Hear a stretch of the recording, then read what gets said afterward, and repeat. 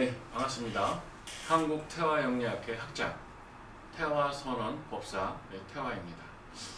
오늘은 그 사주와 운명, 그다음에 개운법에 대한 이야기를 드리고 싶습니다. 그 상담업을 하면서 이제 참 가슴 아프거나 이제 안타깝게 느끼는 경우가 많이 있습니다. 많이 있는데, 이제 운명학을 연구하는 분야 중에 하나가 사주죠. 이제 보통 명리학이라고 합니다. 근데 상담하는 걸 이렇게 들어보면 이런 분들도 있어요. 남편 복이 없는데 자식 복이 있을 소냐? 또 지금까지는 안 좋았지만 앞으로도 힘들다. 이렇게 말하는 분들도 있죠. 옆에 들을 때 그럼 죽으란 얘기인가? 이렇게 생각할 수가 있잖아요. 다 나쁘다 그러니까. 근데 실제 사주가 다 나쁠 수도 있겠죠. 사주가 다 나쁘. 그러니까 그 사람이 거짓말하는 건 아닐 수 있겠죠. 아니겠는데 이건 아니다는 생각이 또 많이 들었습니다. 초창기 고민들 중에 하나였죠.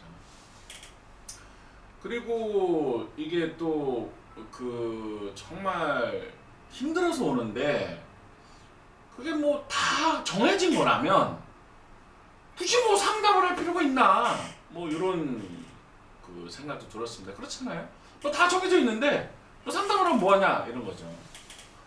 또 어떤 역학자들은 그렇습니다. 자기는 이혼, 교통사고, 또 죽는 날짜까지 또는 다 맞춘다 이거예요. 다 맞춘다는 거죠. 그리고 또 어떤 분은 또 글을 봤는데 깜짝 놀랐는데 엄마가 왔는데 어떤 어머니께서 오셨는데 자녀가 맹인이 되는 걸 맞췄다.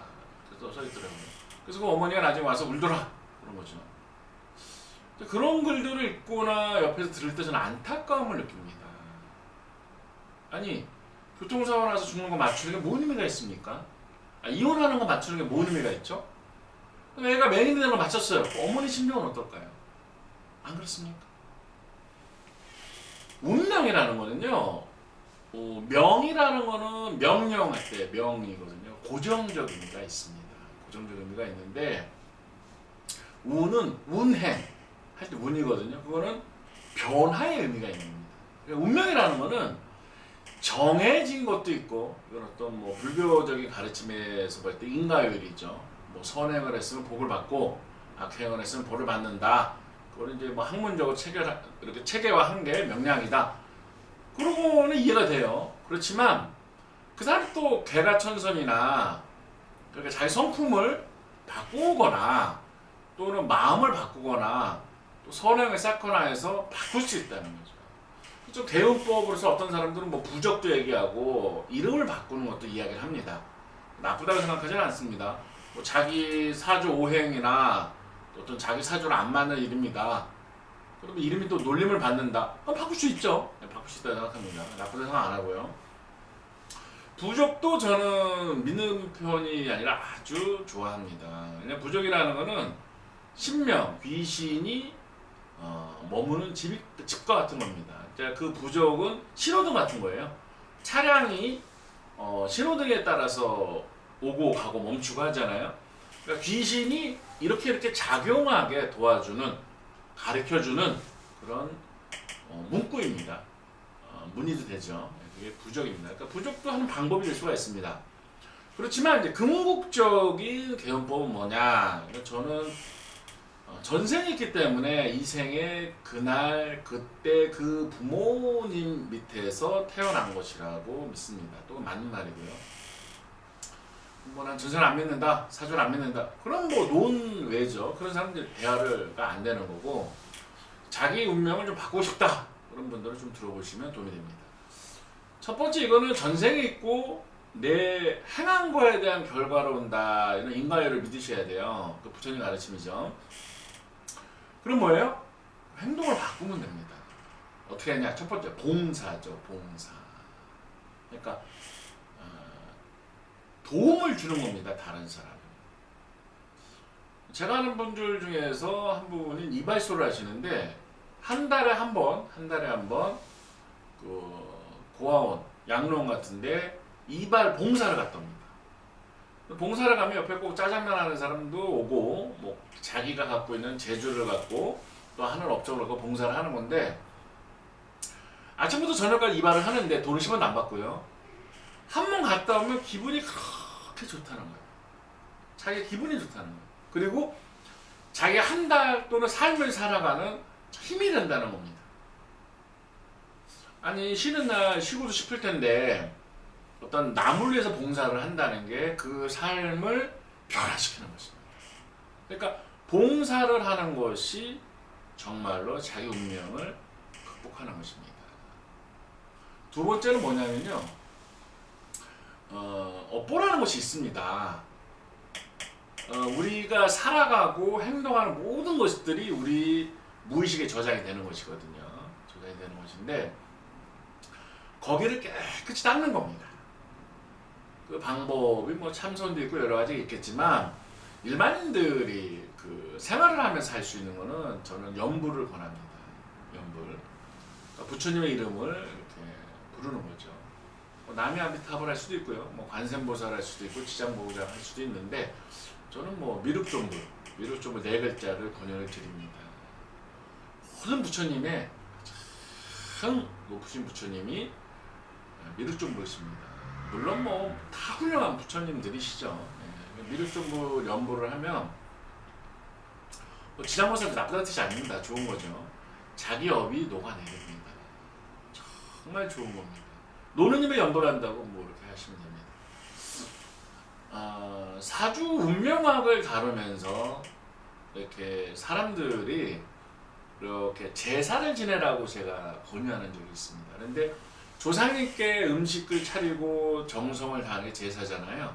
제사 돌아가신다라는 건 제사고 그 외에 하는 건 이제 고사라고 보통 말을 하죠.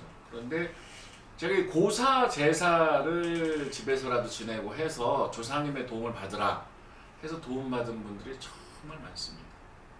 혹시 사주를 보러 가서 또는 뭐 타로 카드점이나 동양 타로 좋은 겁니다. 타로 카드를 보러 가서 또 이렇게 어떤 뭐 6회 정도 괜찮아요. 이긴 점도 좋고 결과가 안 좋게 나왔다 또는 뭐 나쁘다고 한다. 예를 들어서 뭐 올해 신수를 보러 갔는데 뭐 올해 정말 나쁘다고 한다, 꽝이라고 한다. 그런 말을 들었을 때 일단 무시할 필요는 없습니다. 참조는 하되 내가 올해는 더 조심해야 되겠구나 이런 인간적인 노력도 하고 두 번째는 뭐냐면 초하를 때 고사도 하고 또 부모님 산소 또는 조사님 산소도 찾아보고 그 다음에 고사도 지내보고 그리고 연불 마음 닦는 거를 해보기를 권하십니다. 그러면 크게 다칠 거 작게 다치고 크게 손해볼 거 작게 손해보고 잘 넘어갑니다. 아니 그 뭐 사주를 봐주는 사람이 거짓말을 하진 않았겠죠. 그렇게 그분이 배운 대로 이렇게 감정을 하니까 그런 게 나왔을 거 아닙니까? 그러시면 참조는 하되 그렇게 대운법으로 조상님 봉사 연불을 통한 마음 닦음을 해보시기를 권유드립니다. 그래서 저는 뭐 종교가 없어요. 그런 거에 좀 거부감이 있습니다. 그러시면 이제 제가 좀 말씀드리는 미안합니다. 용서해 주세요. 감사합니다. 사랑합니다. 잘 될 거야. 호호포노포노인데요. 이게 정화 기능이 있습니다. 정말 좋아집니다. 언어로서 치유를 하는 것입니다.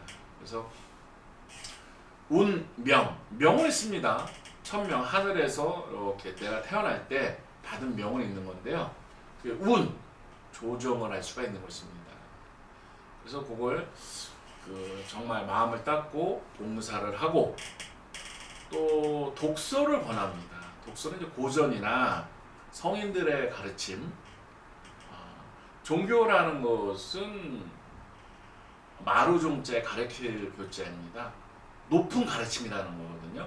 어떤 종교든지 책을 읽으면서 성인의 가르침을 본받고 또 자기 마음을 닦으면 그것이 공덕이 됩니다. 어떤 특별한 것을 믿는다 다른 걸 배척하고 이런 게 아니라 자기 마음을 닦고 자기를 변화시키는 가르침으로써 이렇게 성인들, 성자들의 가르침을 읽어보는 것도 권유드립니다. 운명은 있습니다. 그걸 무시할 필요는 없죠. 사람들은 나팔꽃 같은 사람들이 있습니다. 무슨 말이냐? 나팔꽃은 해가 뜨면 이렇게 벌어지고 해가 지면 이렇게 오므라집니다. 즉 주어진 사주대로 사는 사람이 있습니다. 그렇지만 사람이 자기 마음을 닦고 조상을 받들고 하면 달라질 수 있습니다. 사주에서 누리기 힘든 복을 누릴 수 있고요. 운을 바꿀 수 있는 것입니다. 자기 운명을 경영하는 사람이 되기를 권유드립니다. 그렇다고 해서 나는 저런 거 안 믿어. 이런 거는 지혜롭지 못하는 겁니다. 왜냐? 운명이 있기 때문입니다. 인과율이거든요. 자기가 행한 거에 대한 결과 길게 보았을 때 윤회를 통해서 왔을 때 자기가 받은 것이기 때문에 자기가 기억이 안 난다고 해서 없는 게 아니죠. 예를 들면 남편이 돈을 안 벌어다 주고 항상 자기 돈을 가져가는 것을 원망하는 사람이 있었습니다. 근데 제가 이렇게 보니까 전생에 둘이 친구였는데 그 여자분께서 그 친구분의 많은 돈을 이렇게 빌려서 도망만 옵니다. 그래서 안 아픈 거죠. 제가 꽤 보였습니다. 그런데 그 설명을 드렸죠. 그것은 남편의 많은 돈을 이렇게 가져간 인연이 있기 때문에 이번 생에서 갖고 있는 거다. 이렇게 말씀을 드린 적이 있습니다. 우리들이 기억을 못할 뿐이지 우리들 마음속에는 다 저장이 되어 있는 것입니다. 그것을 다른 용어로 업보, 이렇게 부를 뿐이죠. 예, 개운을 해서 자기 운명을 경영하는 행복한 사람이 되기를 축원드립니다. 행복하세요.